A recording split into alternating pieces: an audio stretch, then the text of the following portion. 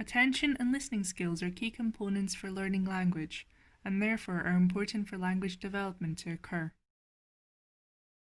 This video will show an exercise you can do involving a story and keywords which the child must listen out for.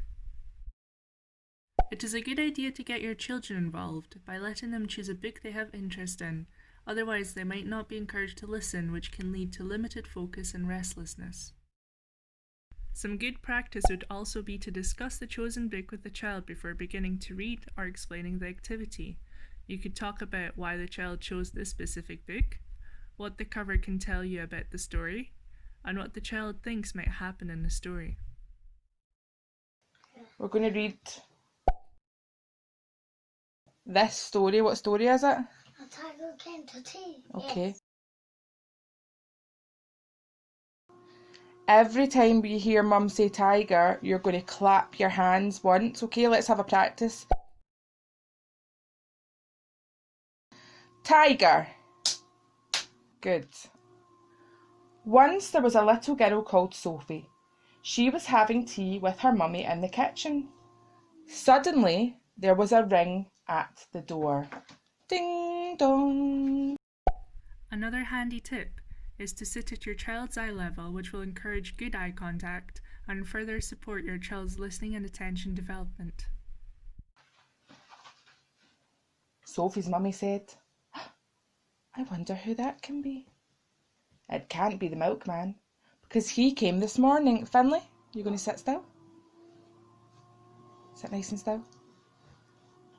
And it can't be the boy from the grocer, because this isn't the day he comes. And it can't be Daddy, because he's got his keys. We'd better open the door and see. Good listening.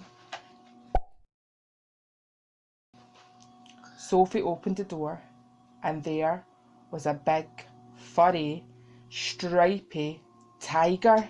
You don't repeat that. One more. Doesn't matter how many pages. But what did I say? What did you miss? What? There was a big, furry, stripy tiger. Yeah. Finally, do you remember what you're supposed to do when you hear tiger?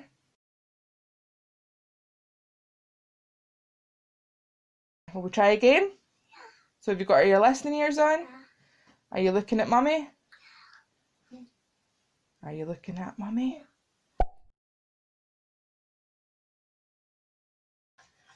Because Mummy's not up on the ceiling, is she? Mm-hmm. Where is she? That one. Yeah. Right, okay, so are we looking? But again, the tiger didn't eat just...